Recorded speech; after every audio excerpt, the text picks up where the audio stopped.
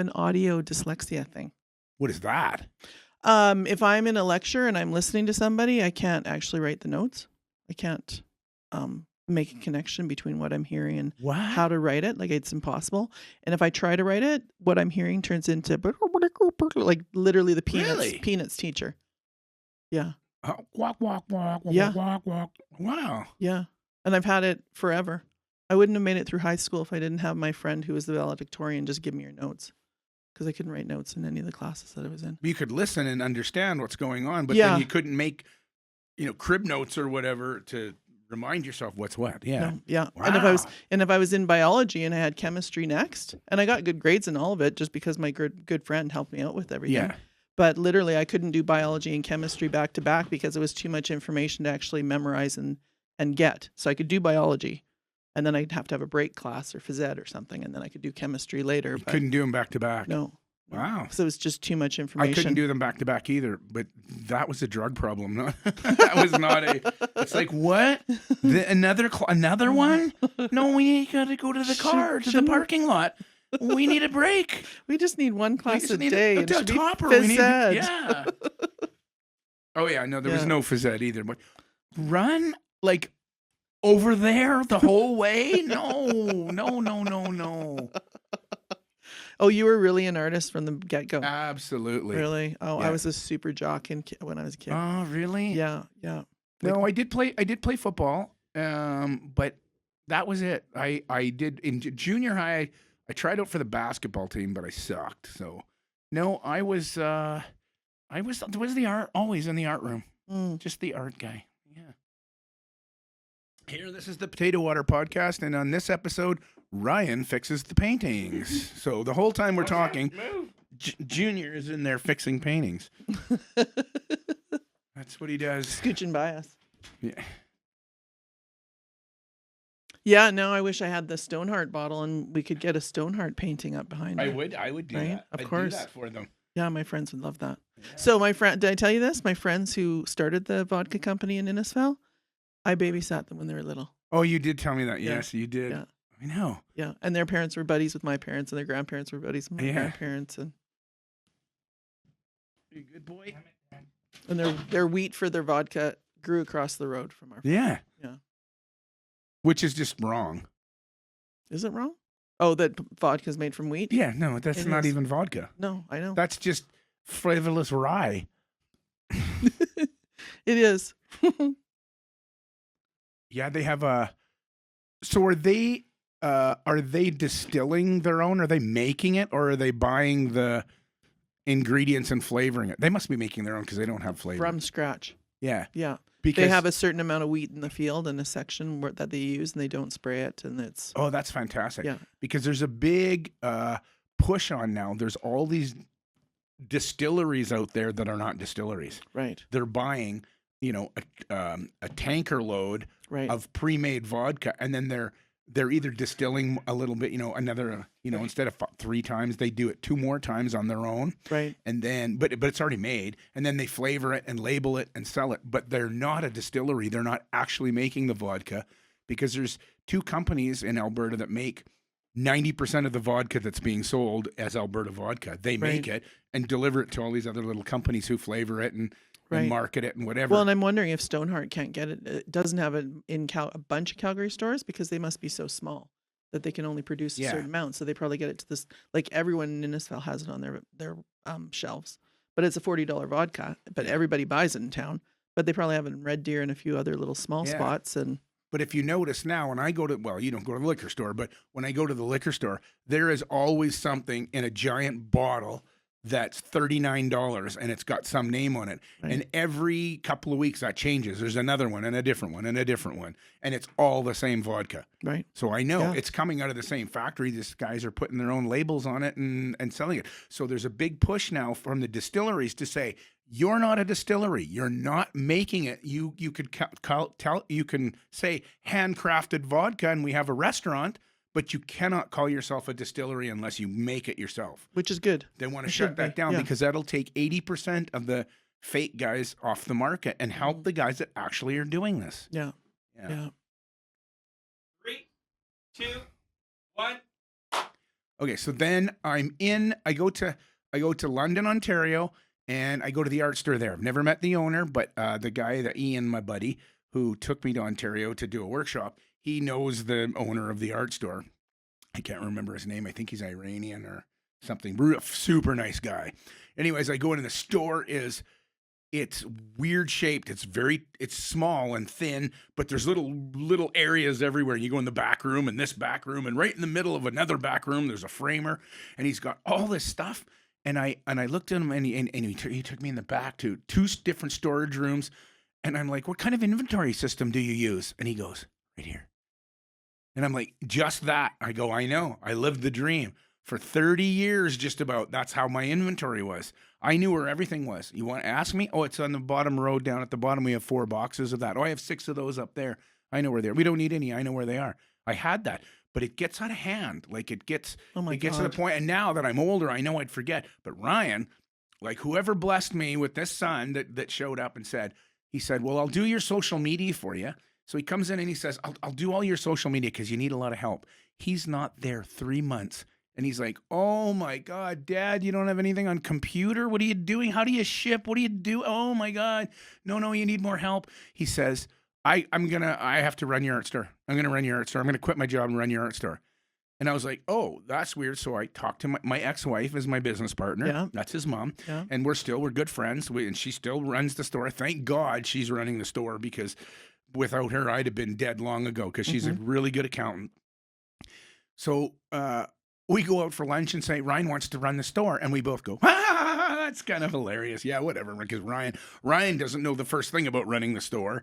And he's not an artist. He doesn't paint. I mean, he's a singer, rapper, drummer, video producer. Well, it turns out he is a pretty good painter too. He can actually paint a little bit. Yeah. But it's funny. So we said, no, he could never run the store. Like, he doesn't even know business acumen. Like, how are you going to do this? Like, it's just computer shit, right? Well, now we laughed. And then I called her back the next day and I said, think about this for a second. How many art stores have we been in? So we go to these trade shows every year, and wherever the trade show is in whatever city it is in, first thing we do is go to the art store.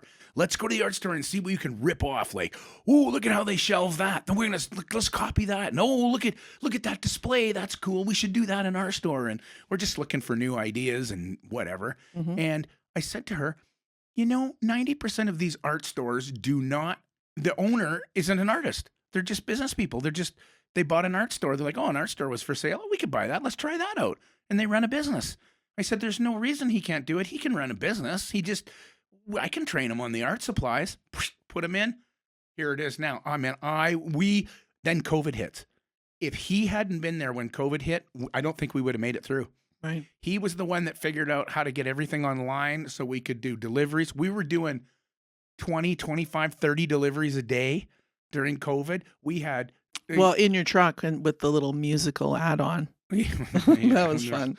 No, we did deliveries, and then we had, curbside pickup, and he had everything organized and online and on the website. Like, there's no way I would have, nothing. It'd have been terrible. So bless the man behind the camera that saves the day for that. And here we are talking about me. We're not supposed to talk about you. We're supposed to talk to Karen Scarlett. Yeah, talk to me. All right. Hi, Karen Scarlett, who's in the Potato Water podcast today. Woo. Welcome to the dark depths of this, whatever this room is. Anyways, you're on the podcast. Hi, welcome. Hi, thanks for having me. Thanks for coming all the way from Innisfail, Alberta. All the way, right? So tell me how you ended up in Innisfail after you were my neighbor.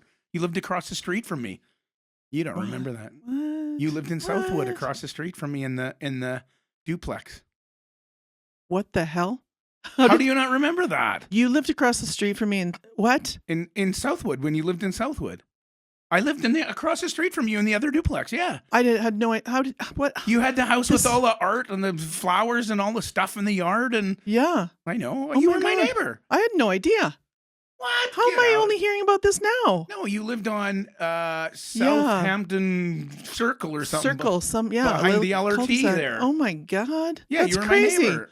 Oh my God. Yeah, and we talked about the next door neighbor to me. Not I was in a duplex, but my duplex, the owner was in one half, I was in the other half, and next door to me was the crabby lady who freaked out if you touched her garbage and put your garbage next to her. Yeah, there's a few crabby people in that. There was, and the guy at the end who was always bitching about something. Like, how do you not remember that?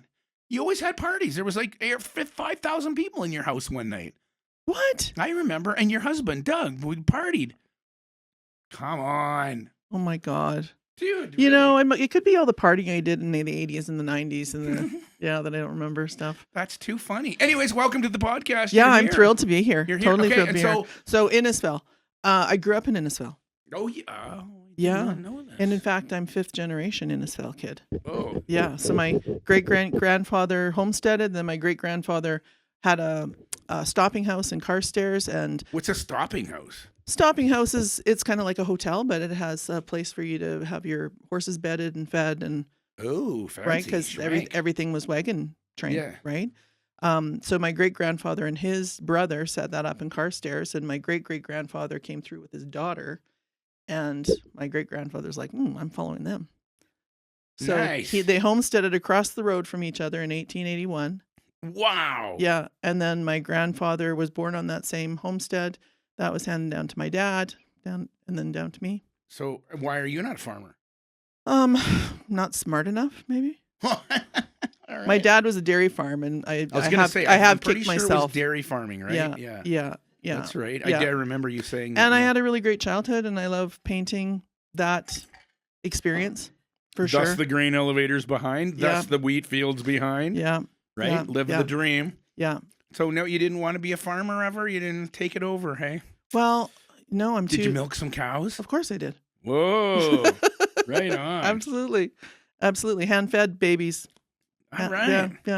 Yeah. So, did you grew up the whole time? They still have the farm? Everybody who's running the farm? The farm has now been sold out of the family. So, first time ever. Well, unfortunately, my brother was a year younger than me, and he took his life on the farm.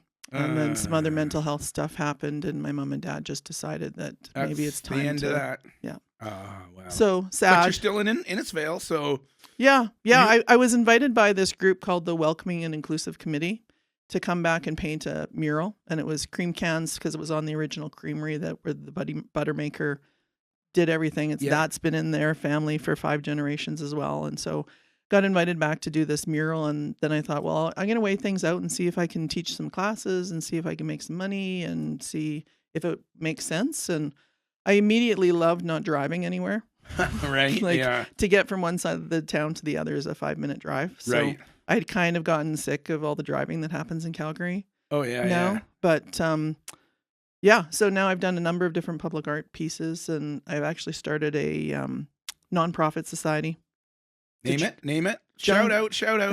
Junction Society of Innisfil, the intersection of creativity and community. Oh, nice. Yeah. So, and then this weekend in Calgary, I was telling a few different people that I know have some experience in that kind of stuff, and they all want to be involved. So it may have to become Junction Society of Alberta. Hey, let's move up a notch. Right? Love it. Yeah. I love it. Yeah. All right. Yeah. That's fantastic. Yeah. So it's just getting started, and we're kind of very baby steps. But you're always doing something like that. Ever since I've known you, you have a hand in something. You're always doing something somewhere weird. You're I got to paint 500 cows for a hotel. Oh, I got to do a set design for a movie, and you're many irons in the fire. That's why I've always admired you. You're always doing something creative. True. Yeah. And I've got lots of creative people around me, right? And I think that's why it comes at me, is that I've had lots of experiences, and people know I have a variety of skill sets, not just one kind of set. Right. Absolutely. Yeah. Wow. So back to Innisfil, you're home. You're back home again. How long you been there now? Just over 2 years, I think. Oh, I thought it was way longer than that. Yeah. Well, the first year that I was kind of there, I was just figuring things out. I still was technically in Calgary, and yeah. So, but you're here for a reason. Tell us what the reason why you came to Calgary this weekend. Well, it's for a show that I do every year. I actually missed it last winter. And so being back at it this season was really nice, because I hadn't seen some of the customers that come through that I've known for 15 years or probably more. So it was really like, as I'm sitting in a chair, I'm like, come step in my office. Let's have a visit, and just talked for 2 days straight. Handmade here. What's the name of the show? Handmade here. Yes. And it is, it's not just painters. It is a whole collection of fine craft and fine art that are at the show. So there's silversmiths and glass blowers and ceramic. And we should have had you on before the show, so we could have done that. But by the time this would have aired, it would have never worked anyway. So anyways, I managed to get you while you were here because every time we try, you're either already gone or you're busy or I'm busy or something. Yeah. So I mean, we've been trying this for 2 years, and I finally captured you. Yeah, she really fell for the candy in the van trick. I didn't think she would, but but I love you so much, Dougie. All right. All right. So do you so you're a little kid, do you paint right away? Or you like, where's all this art come from? So a really extremely creative family. So the first things I fell in love with were handcraft. So my mom was expert sewer, knitter, embroidery, needlecraft. And I learned those things by kind of looking over her shoulder and watching her hands. Mm-hmm. She always told me I was too young to learn. And so she wouldn't teach me, but I just watched. And so that is my best way of learning things is by watching and seeing what's going on. So that started at like 4, 5, 6 years old. And then I remember the dad was making this Humpty Dumpty scene on the wall of our bedrooms for us. And he needed to cut out these parts that came from probably like Reader's Digest catalogs that happened. And I remember being out in the shop blowing sawdust off the line because it was a very important job when I was 5. I love it. And I literally have been on the tools since then. And then my grandparents moved into town when mom and dad took over the farm, and grandma became an artist. So it was her first time to actually kind of take it easy and have some fun. And if she got interested in something, she got everything to do it. So when she went into pottery, she got throwing wheel and drying racks and kiln. You're all in. Yeah. When she decided she was making jewelry, she got a rock cutter, and we'd spend Sundays picking rocks out of the river to get really cool character rocks.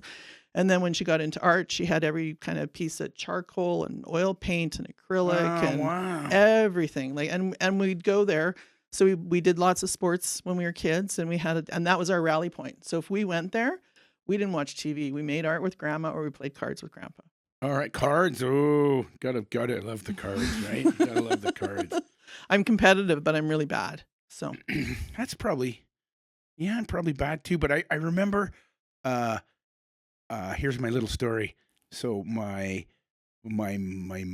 grandma comes from Swift Current, and she's here visiting. I think I'm 16, and my parents are going out, and my mom says, "Oh, we've got a dinner engagement tonight, so we're going out. So just please watch Grandma." And I'm like, "What? I'm not watching Grandma." I go, "No, I'm going out. I got shit to do, man. It's Friday night." Like, they're like, "No, you're watching Grandma." No, and I just, there was no, what, you don't ask, you don't say, "No, I'm not." No, I'm. How old was Grandma? No. How come Grandma had to be watched? Grandma was probably 80, but she was like, what's with the 80-year-olds now? Like 80-year-olds are like skiing and hey, my mom's 87. She golfs 3 times a week and curls 4 times a week. When I grew up, 80 was like ancient. Right? 80 was like, you got no hair and your teeth fall out. You know, you got dentures and you're still using the same toaster from the 40s. Like, this is 80 years old is nothing now. So my grandma was like a hard 80, and smoked 2 packs a day. Oh, huge difference. And she was overweight, and she had, like, my grandma looked like Bubbles from Trailer Park Boys, but with butterfly glasses, not big round ones, but they were thick. And she smoked, right? And she had to never put her teeth in. Anyways, I'm like, I gotta watch Grandma. 16 years old. Yeah, not cool. Not cool. There's chicks out there on Friday night. No, you're watching Grandma. Anyways, so my parents leave. I gotta watch Grandma. She's in the living room, and she says, I hear her go, "Don't worry about me. I'll be fine. I'm gonna watch TV because I know you don't want to watch me anyway, so whatever." And I'm like, oh, but a zinger. I'm like, "Oh, Grandma, no, I didn't. No, it's not like that." "Well, she said we were gonna sit around. You might as well play cards. Let's play crib." I'm like, "What? Crib? You can't play crib? The hell's wrong with you? What the hell's wrong with this whole family? Who didn't teach you how to play cards?" Anyways, break out the cards. 5 hours later, my parents come home, and I'm like, "That's it. See, I skunked you. You're done for. You're done for, Grandma." And they're like, "What's going on?" I said, "Grandma taught me how to play crib. Best thing I ever did." Wow. I tell you, learning how to play cards was so good. I'm a good crib player. I'm competitive. Well, maybe we got to do a crib tournament sometime. But I'm a competitive too, right? Okay. But I think I can count every to day, 15. my grandma and I had so much fun that night, and I learned how to play crib, and I still love the game. Bless you, Grandma. I'm sorry I didn't want to watch you, and I'm so glad you made me do it. That's awesome. So I'm surprised she didn't teach me how to smoke too. But anyways, my mom, both my parents, 2 packs a day. Yeah. In those days, right? Yeah. Pretty Yeah. gross. My Cards. dad was a smoker. That's why I died Cards. young. What's your card game? Well, I crib is good. I used to play crib. I used to play smear with my grandpa, but nobody plays smear. It's kind of like a euchre kind of style game. Yeah. So euchre, so East Ontario. Yeah. People from there. Yeah. We played Remoli, we played hearts, but my parents taught me how to play bridge. Oh, you bridge? So I could. So I could. Play. I've just started learning how to play bridge with my mom, but I haven't got the table talk down or anything like that. So the problem with bridge is once you learn how to play bridge, it ruins every other card game because it's so good. Right. It's hard. Yeah. And it's a thinking man's game. But anyways, that's crazy. I do like crib though. Like and it's any age, right? Like all my nieces and nephews doesn't play matter crib because we just as a family we can any play age, it, right? And in my day, everywhere you went, if you went camping or you went to a cabin or you could look around in a drawer, somebody's got a crib board. Yeah. And if you're bored, everyone knows how to play crib. You can play crib. Yeah. Right. So my dad would play crib with me. My mom would play crib. And I don't know. Yeah. We just cards. Like, I don't know if kids play cards anymore. Oh, sure they do. Yeah. Do they? Yeah. We, my boyfriend and I got a crib board for my nephew who's a ski racer. And a friend makes crib boards on skis, old skis. Oh, perfect, right? So we got him one a crib. That's a whole thing. All these guys making cool crib boards. Yeah, so when he was young, he started playing, I think when he was like 12 or 13, and he always played crib, and he got all of his buddies to play crib on this ski because, it's part of their culture. So here's another funny story. When I was in grade 11, I think. I'm in grade 11. I'm in grade 9. I'm in grade 9 in industrial arts, right? So you had to take shop class. Yeah. We made crib boards. So I made a crib board, and it was just 2 lanes. Sometimes there's the 3-lane ones, whatever. Yeah. So we made this, they have a pattern or whatever. But I skewed the holes in the pattern so that the red side had 5 more holes than the blue side. So you always go, I'll be red, don't worry, or whatever. I go, I'll be blue, you be red. And there was kind of on an angle the way the crib board was. So no one noticed until, I don't know, I had the crib board for about 3 or 4 months at home, and my dad throws it across the table at me, goes, what the hell is this? He goes, you did this. That's he great. goes, I don't know whether to beat you or you're genius. 5 more holes and you beat everybody every time. I said, I know. I did that in shop. It was still all, wonky and weird. Did he keep it a secret for you? Oh, I don't remember what happened after that. But he's the only guy, because I did play that with people. I'd play that crib board. But he was the only guy that figured out, because he was an engineer. And I'm pretty sure he looked at that and said, this isn't right. Something's off. Yeah. And he knew, and he literally took the board and slid it across the table. What the hell's this? I don't know whether to be so proud of you or beat you with this board. Anyways, that was, hi, Dad. I almost beat you a few times, Oh, that's super cool. So you're back home and you're still arting. You're arting all the time. But learning, it's there's not a lot of people supporting my art practice in Innisfail. Which is small town. I mean, how many people are in Innisfail? Oh, maybe 8,000-ish, a little over 8,000. There's not a lot of people. Yeah, no. So I'll always be tied to Calgary, though. I do think of Calgary as my home, right? I was here for 30 some years, right? Lots of friends, lots of clients, lots of. It's because you're not painting Stooks. You got to paint Stooks. All the my grandma. Remember Gray Ryan? Remember great grandma and all that. She always had paintings in there of Stooks, these little grain elevator with Stooks. You had if a painting didn't have Stooks, it wasn't worthy. Really? Oh yeah, that's hilarious. Stooks, well, one of my first public art pieces was the round bales. I did those on one of the electrical boxes in town, but just drove by the spot last night. It's gone. Oh, they took the electrical box away. So, because they probably didn't need it anymore. No, everything's changed, right? It's all on the internet now. No more boxes. Yeah. So that made me sad to see. But you've done a lot of public art pieces, though. Yeah, getting there. Yeah. I'd like to do more. Yeah, of course. Yeah. What's the biggest thing you've ever done? The Legion in Innisfail. It's over 3,000 square feet. Wow. Yeah, it's huge. What did you paint? Stooks. No. Stooks. Yeah, there's like elevators and Stooks on the Legion. No. Right. It's all silhouettes of veterans that have served from all the different conflicts. Yeah. And then monster-sized poppies on front. Oh, that's So cool. the vision of the soldiers that are represented, they're all just shadows. Yeah. And then the poppies look like they're just wild poppies that are growing in a field. Oh, that's awesome. So it's like the silhouette and and for our Remembrance Day service, I also led a poppy crochet project at the same time as that mural and had the community crochet poppies, and we made a 20-foot curtain that hangs off the cenotaph. Oh, that's For the great. service.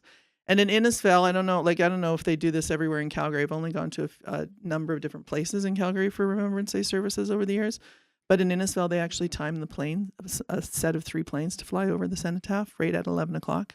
11:11. So you can actually you can hear everything in the sky. Wow. And it's like so emotional. And I actually had a former teacher. I was driving the other day and he saw me and he's like, stop, I have to tell you something. And rolled down my window and he's almost teary when he was telling me. And he's like, Karen, I haven't been to Remembrance Day in a number of years because I haven't been well enough, but I went just recently.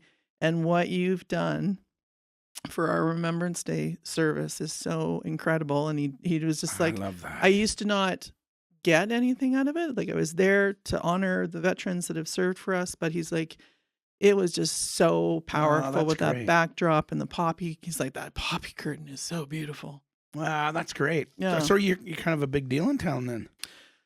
Yeah, but with that being the face of art in a small town, let me tell you.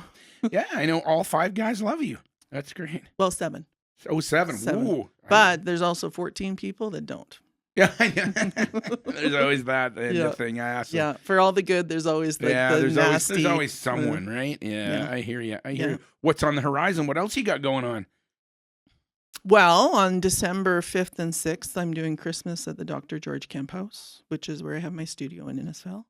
It's a century house, and it's important. That space is important because Dr. George was the first physician in Innisfil, served Chief Crowfoot at one point, and his wife Barbara painted the Alberta Shield from her second floor studio.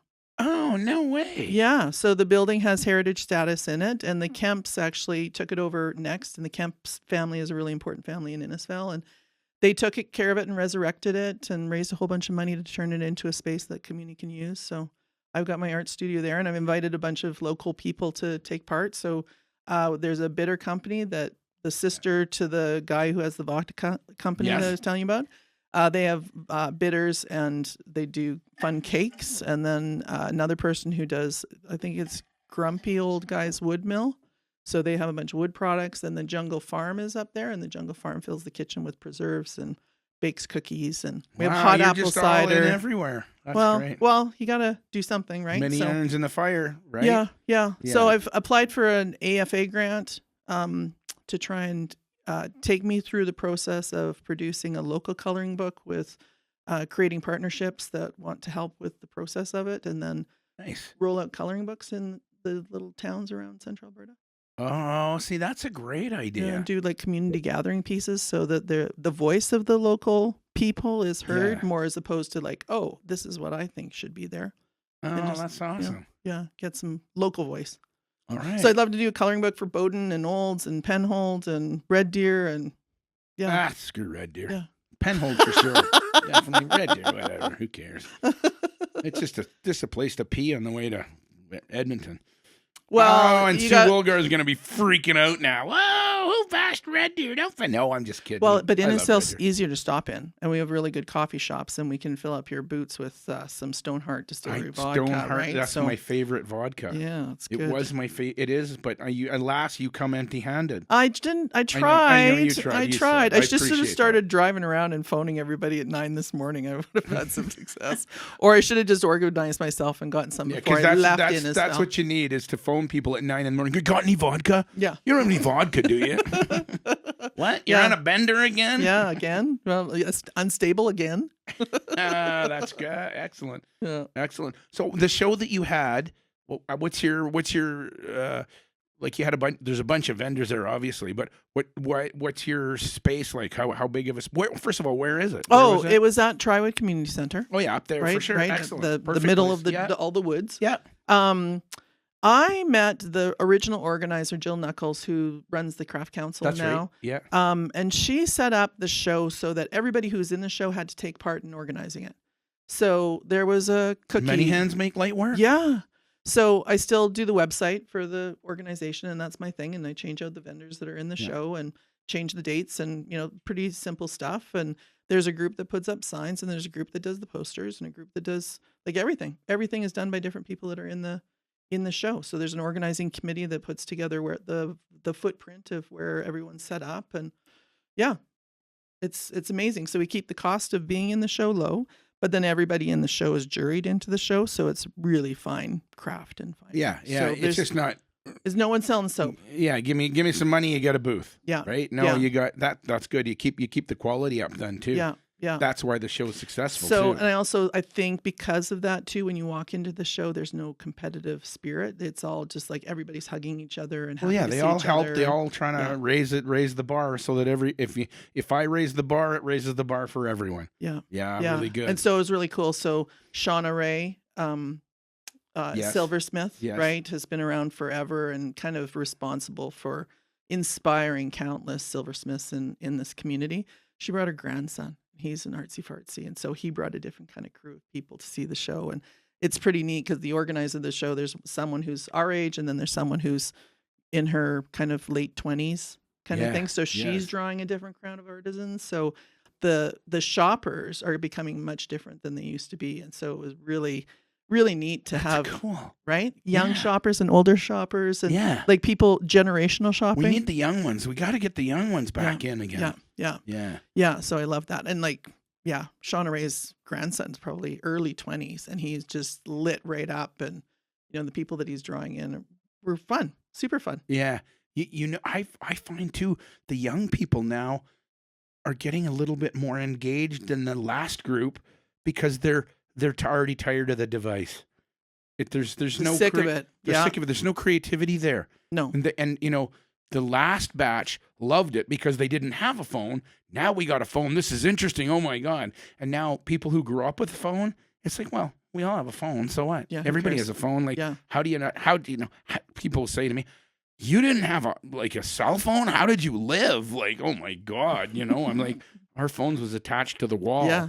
And if you were lucky, you had a 75-foot coily cord so you could go in the closet and talk to your girlfriend for 2 minutes. Yeah, and then you have to spend 4 hours on a Sunday night unraveling it. Yeah, I remember that. That's so true. Yeah. No, the kids now, they just grew up with it, so it's not really... It's not special. It's not special. It's just part of life, right? No.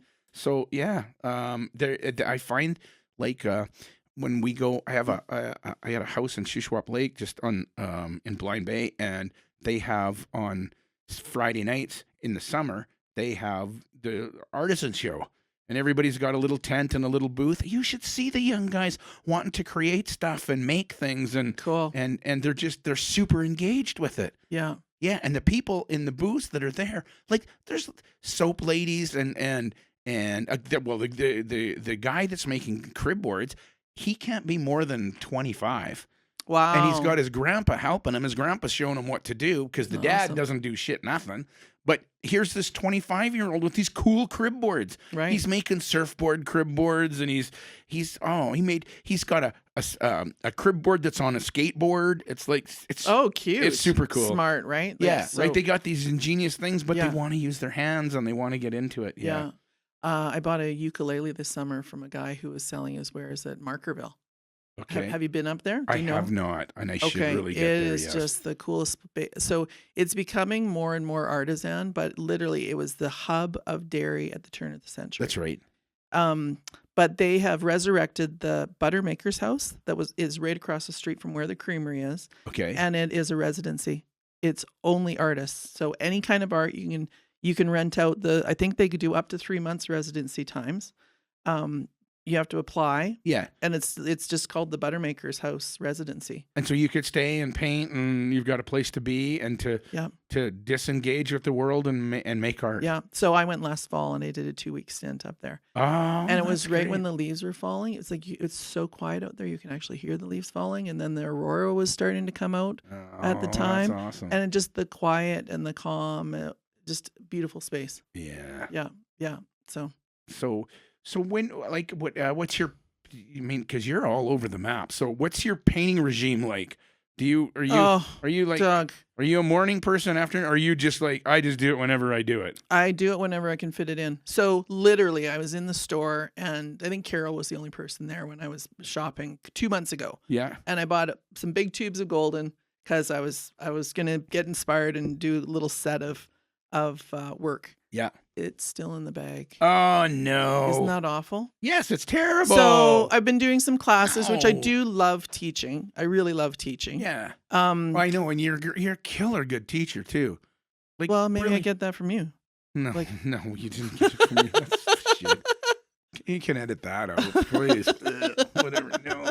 No, you're a killer good teacher, and part of it is because you're so inspirational. Because when you teach, you know me, I'm kind of boring, but I'm all No, you're not. I'm all technique. You're all about creativity. What's in you? What have you got to give? What are you going to show me? What do you need to say? I love that about you.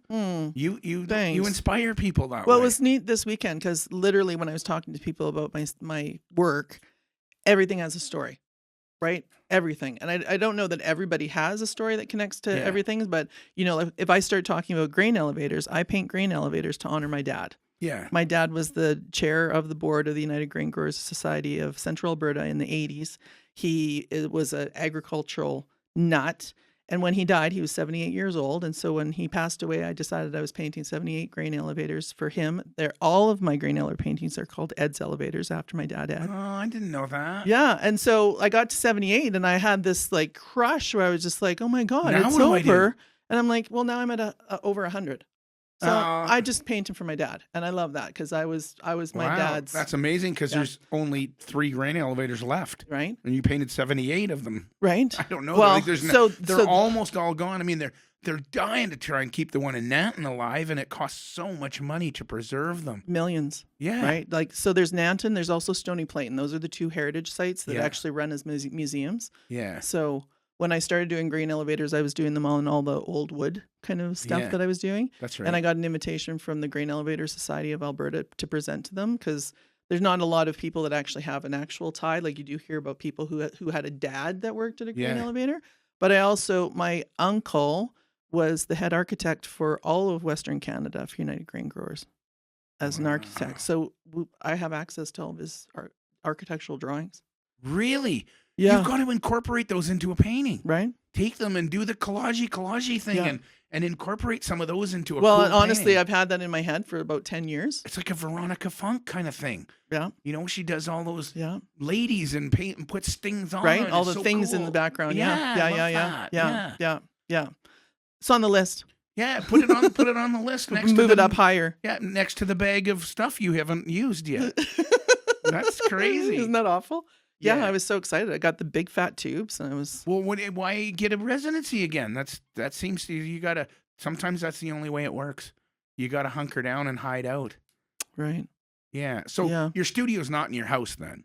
Well, I do my tech stuff from my house and I do some things like, some production pieces because sometimes it's more quiet there. Yeah. And my studio at the camp house is tiny.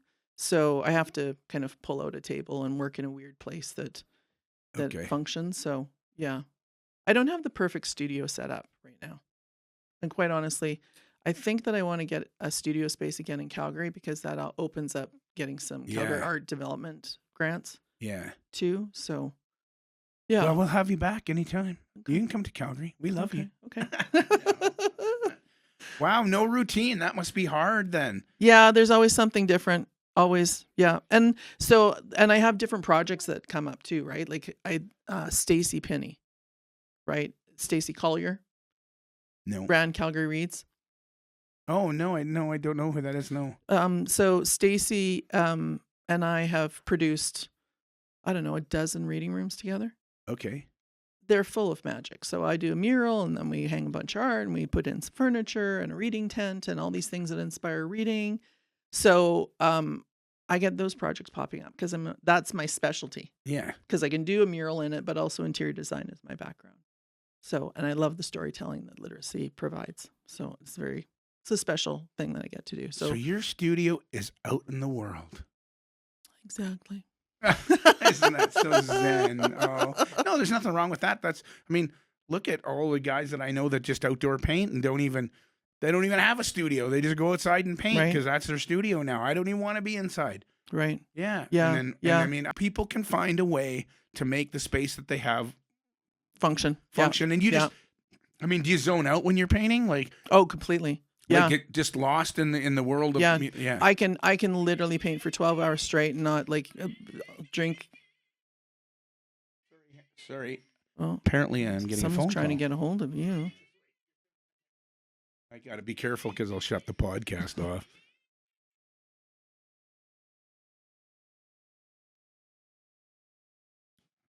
All right. I hope it's Lotto Canada calling to say you won the $1 million. Wouldn't that be great? Yeah. I bought a lottery ticket recently. I was like, just $1 million would be fine. All right. What would you do? First thing you'd do if you won the lottery, let's just say you win a cool mill.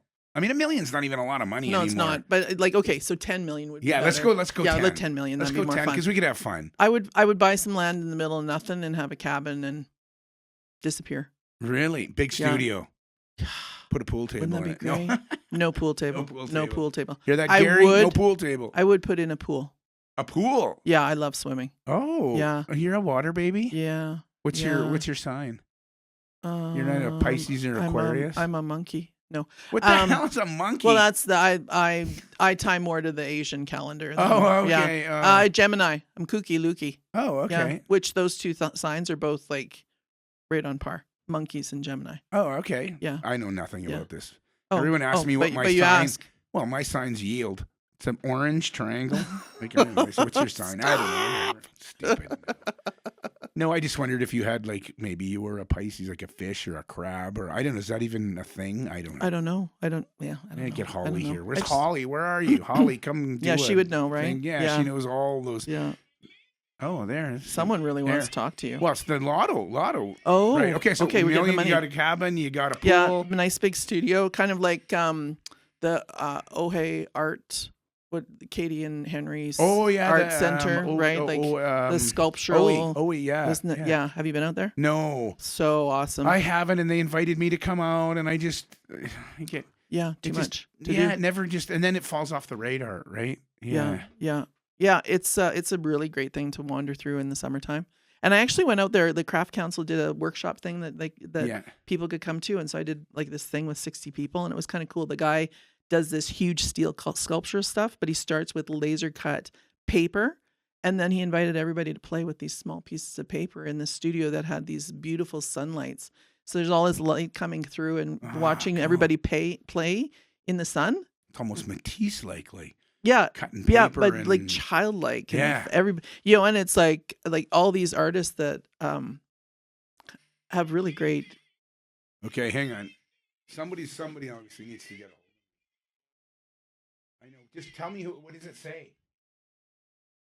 It's the store. Oh. It's of course Noel's bugging me at the store. Ryan will call him, so it's okay. We'll just keep talking and whatever. We'll just ignore Noel. Yeah, ignore him. Everyone else does. So yeah. That's terrible. Yeah. Well, listen. Then if you come back to Calgary, at least maybe you could teach them. I would love to. Right? Because I have you back anytime. Anyways, that would be kind of cool too. So I know. Well, and I was talking to people this weekend about teaching. I have a whole pile of people that want to take classes in Calgary, so I should. Let's make it happen again. Yeah, I love it. Yeah. Your space is perfect. The thing, it's so perfect because you can teach a class and someone can show up with nothing and go to the store and buy it, and like 5 seconds later, they're back in the class. That's right. Right? Like there's no confusion there, and they'll get what they need. No, and then hopefully we have everything. I mean, between all the easels and tables and everything, and if you don't, we've got boxes of stuff somewhere. Right. So we just try to make it as accessible as possible for people to come. So I had but I love that, right? Like I love that everybody in that store understands the products, knows what you need, can explain how they're used, right? Like it's just a whole bunch of artists that I've just been support very lucky artists. with the staff I've got. They've been with me forever. God knows why. I pay them shit. So Well, mean, I came and helped with inventory once. And I remember there was someone that was in the watercolor area where I Yeah. was counting, and Donna was behind me yes. at a couple aisles over or something like that. And the person came in and they're like, I don't know what I'm doing. I'm like, what do you need? What are you thinking about doing? Are you taking a Yeah. class or and they explain what they wanted, and I'm like, okay, and look at this and here's what this does, and you want to start with this kind of paper, but this is the stuff you really want to get to, but you might not want to invest in that right now just because you need to play a little bit. And Right. so then I got her decked out with a couple $100 worth of stuff and turned around, and Donna says, you need to work for me. Yeah. Yeah. She's awesome, but she's very afraid to come out on the floor because she doesn't paint. Right. And it's funny, she thinks she knows nothing, and she knows tons of shit. Tons. I mean, how do you not know shit after 30 years of running an art store? Like, Yeah. she knows shit. She's just always whatever. Yeah. Right. She doesn't want to deal with the public. Well, I get that. She's an accountant. She wants to hide behind the numbers. Mhm, Yeah. mhm. No. But that's all right. No, I had just recently I had I want to say a young fellow come in who wasn't really young anymore, was probably 25, 22, 25, Yeah. and came in and he says, "Oh, hi, Doug." And I'm like, I didn't recognize him. And he goes, "You probably don't remember me." And I go, "I'm sorry, I don't." He goes, "Well, I took classes here for 6 years with Sue Contini." And I'm like, "Oh, yeah, I remember you, little Brian or little whatever." And he goes, Yeah. He goes, "I just wanted to tell you that when I was in school, I was the nerdy kid that was so nerdy, I didn't even fit in the chess club. I wasn't in band. I wasn't in sports. I didn't know. All I had was art, and we had zero art in my school. We had zero art. So I lived for this place, and I just was driving by, and I remembered the store. I just wanted to come in and say thank you for creating a space for all us weird artists to live that isn't anywhere else." And I'm like, so true. It's so true. Like, Yeah. and that was me as well. I was that kid. Right. So, I mean, young from 5, 6 years old. I got a guy who's 90 still comes for classes Of course. religiously. Of course. Because he's like, Yeah. I'm in the old folks' home and it's all crap there. He goes, "I want to come here. This is where my peeps are." Yeah, it's true, right? Like in all the places that we go, in all of our lives, there's so many that we don't belong. We don't feel comfortable, and we never will feel that comfort zone. And the moment I walked in your door, and actually it was my boyfriend Doug who introduced me to your store, because he's like, you got to meet this guy and you got to get to this Dougie. place immediately. And I hadn't been to your store before. Dougie, really? Yeah. And I went in and I was like, oh. And then I probably said hi to Carol first. And then I yeah, your staff has been there. Well, for I don't ages. remember, but all of a sudden, then I knew you, and I'm like, "Oh, you have to work here. You have to teach here," and you taught all of our staff. Well, and I do remember our first conversation because I was doing the Stampede, and I told you I want to teach for you, and you're like, "No, I don't hire people that have a degree." I'm like, "I don't have an art degree." He's like, "Oh, I did. right?" I You're did. like, "That was exciting." I did. I went through a string of people that had art degrees that were useless. Yeah, and you know what? I wasn't so sure about that until I worked with a couple people that had art degrees, and I was like, "Oh, Doug's onto something." Yeah, well, it was a thing. Like I had a string of them that had art degrees that it didn't work. But the very last one, the one where I pulled the plug on that, was a girl came in and our Alberta College of Art said to me, "We have a make work project. So if you'll hire this person at $10 an hour for 5 months, we'll pay $5 an hour. So you only got to pay her $5 an hour." And that gives us 5 months of training to get them up and running and good and whatever. Yeah. 4 months I had her, and then I fired her. And she finally said to me, "I'm just not getting this." And I'm like, "Well, what are you not getting?" She goes, "Well, first of all, I don't know any of these products. Like, we didn't use any of this stuff when we were in art college. And second of all, what's with the old ladies? Everybody's an old lady." And I'm like, "For real?" She goes, "Yeah, like Wow. they want to paint flowers and I'm like, I go, "Do you realize what my demographic is? Like, look, I'm not a university and I'm not art college and I'm not teaching 20-year-olds that want a career in art. I'm here to Support the community. The community. It's a recreational thing. This is a hub, a center for people, like-minded people. And like, you got to look at the demographic." And whoosh, out the door she went. Art college phoned me and said, "Well, what happened to I can't even remember her name. What happened to this? Like what? And I said, I don't want, and they go, well, we have another person you could try. I'm like, I don't want any more. I said, I've had University of Calgary. I had a girl from University of Lethbridge. I said, I'm done. You guys you don't teach anything about supplies. Like you might teach creativity and painting, but they can talk about art. They can. University but students she can talk even about paint. Art. Right? No, most of them can't. I know. So at that point, I gave up. And that's the day I realized, you know who you hire? You hire someone who's been a waitress. Waitresses make the best staff because... You know who else? Farm kids. Oh, any farm kid in 100 million kids years. Kids from Saskatchewan. Yeah, because they'll show up an hour early and stay an hour late, and they'll never bitch a day in their lives. Right, and they'll look for things to do because they don't want to stand around. That's right. And a waitress always, because they have to socialize with the people, they can count change in their head. They can take an order and go, I need 4 tubes of this, 3 tubes of that, and 2 brushes. They walk away going, that's 4 beer, 3 beer, and a club sandwich. Yeah. Right? So that was it. I decided at that point, no one that has a degree gets a job. So even when Erica worked for me. Oh, right. Erica, it's a long story, but her friend. But she's been there for 30 years, hasn't she? But when I interviewed her, she came in, and when I was interviewing her, I said, she has a degree from Ontario. She has she has OCD. No, she has Ontario College of Art and Design, whatever that is. OACD, whatever. Okay. She has a degree. So I said to her, I looked at your resume and I looked at your business acumen and I go, I'm torn. I said, I don't hire people who have an art degree anymore. And she goes, whoa, stop the train right there. She goes, my art degree is 17 years old and I'm over it. It's done. Forget it. I could give a rat's ass. She goes, I know how to paint. I know how to do stuff. Forget that I even did that. And I was like, okay, now we're talking. Because she said, it's gotten me nowhere. It's done nothing for me. Business art-wise, saying I have a degree. I mean, it helped her learn, of course, but having the degree didn't help her. Yeah. And she was perfect. I put her in, and she was my graphic designer for a while. She was really? She was fantastic. And then you came, and it's like, no, you've been to art college. No. I don't have a degree. I'm like, what? Yeah. Hang on. No, my art school was grandma's Christmas kitchen table. That's the place to learn art. Yeah. Listen, kiddies out there, you want to learn art? Get to your grandma's table and start painting some watercolors. All the things. Right? Yeah. Do some knitting. And it won't kill you. It won't kill you I remember, here's the story. I'm 15 years old, and I said to my mom, Mom, can you teach me to embroider? And my mom's like, like the record when it's goes across, the needle goes across. Yeah. She's like, what?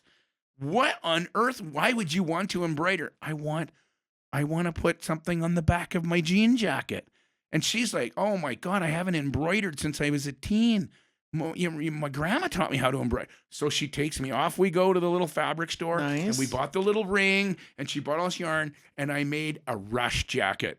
So I did the rush symbol and I drew it out and then my mom taught me how to do it. I had the coolest jacket forever. Nice. It was super, super cool. Okay, kiddies, start embroidering your jackets again. Well, the other thing too is embroidery is great for eye-hand coordination. It was great. Right? And man, you can do it for hours and hours and it just... You never want to stop, and this thing just sort of it grows, and it's just I don't know. It was super cool. I have some embroidery kits on my website. Yeah, see, I do. It's a thing, right? Yeah. So, I started doing them during COVID because everybody was getting into handcraft again. Yeah, I did it, and I went to school with this jacket, and next thing I know, everybody won one. Everybody wanted. I mean, I could have probably. Did you take orders? No, I never. No, I told everyone this is how you do it. This is how you do it. This is probably not. Shouldn't be public domain or whatever I'm about to say, but my friend wanted one too. So he embroidered one on the back, but he liked the band Foghat. So he put Foghat on the back of his jacket, but it looked like, and everybody in those days you could, you're such a, yeah. Whatever.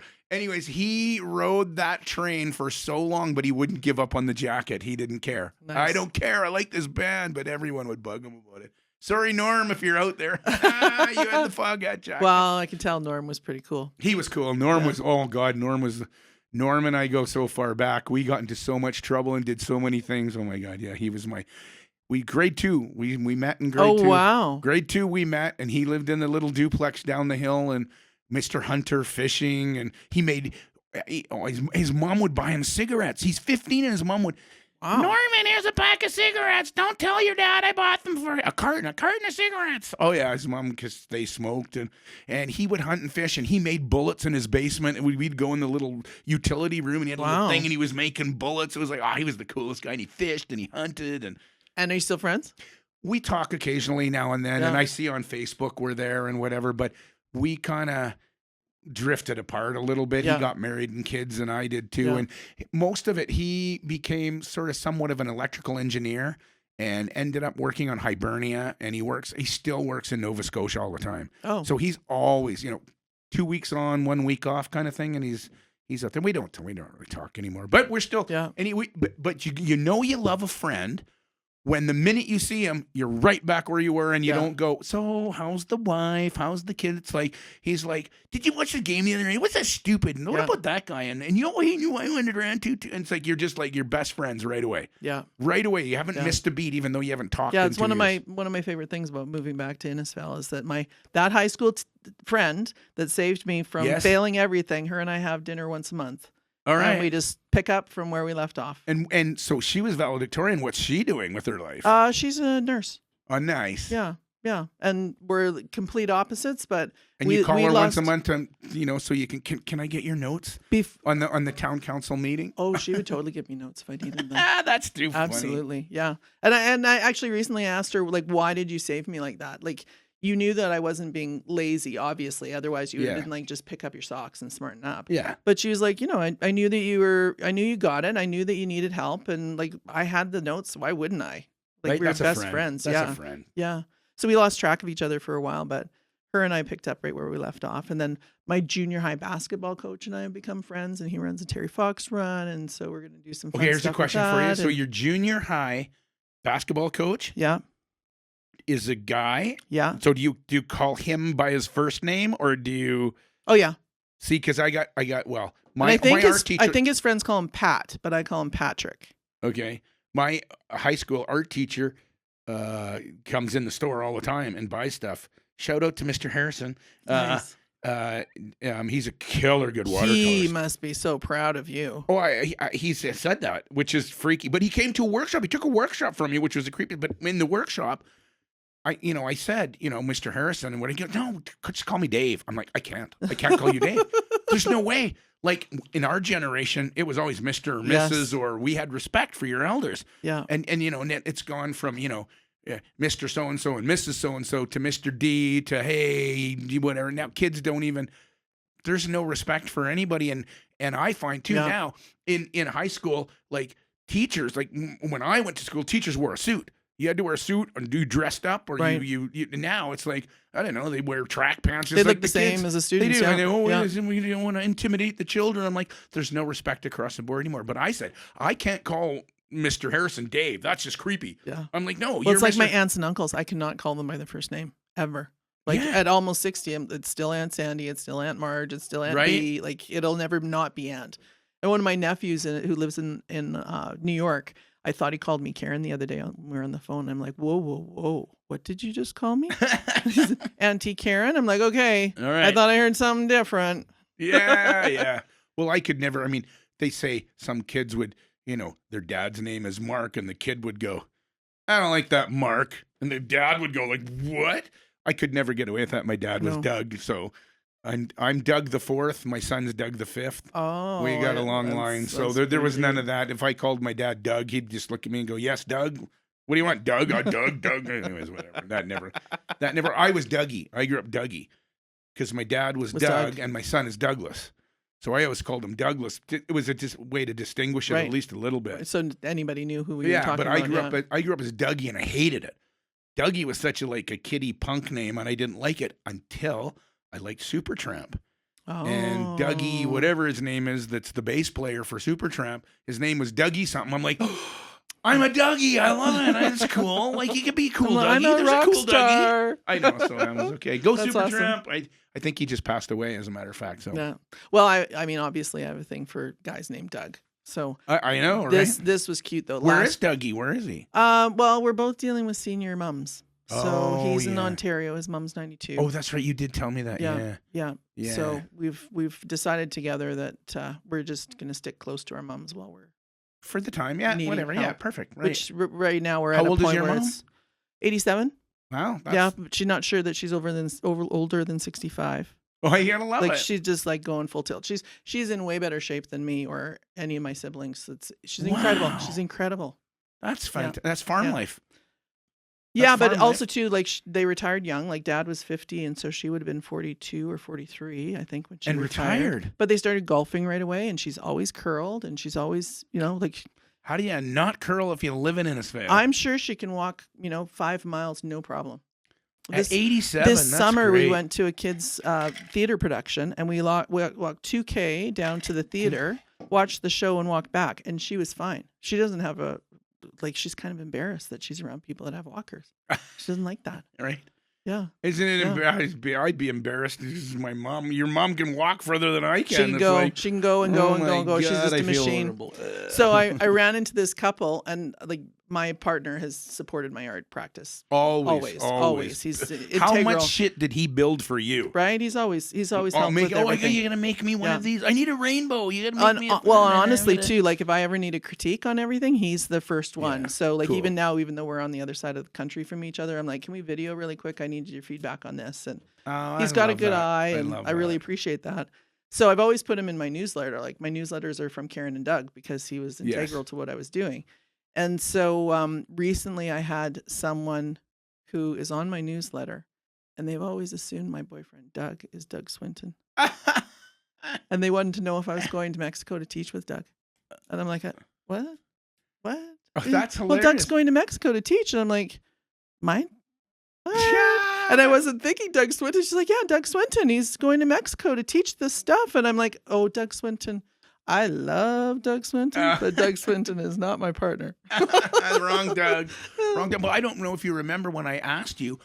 I don't know who this person is, but we had a high school, somewhat of an art high school reunion at EP Scarlett. And it was, I forget where it was, but there was 2 art teachers. One was the craft teacher, the pottery, all that end of things. Stained glass and and all of that, which was Yep. Mr. Downard. And then there was the art guy, which was Mr. Harrison. He did all the watercolor and the drawing and all of that. Mhm. So we went, and it was something because I think Mr. Downard was retiring.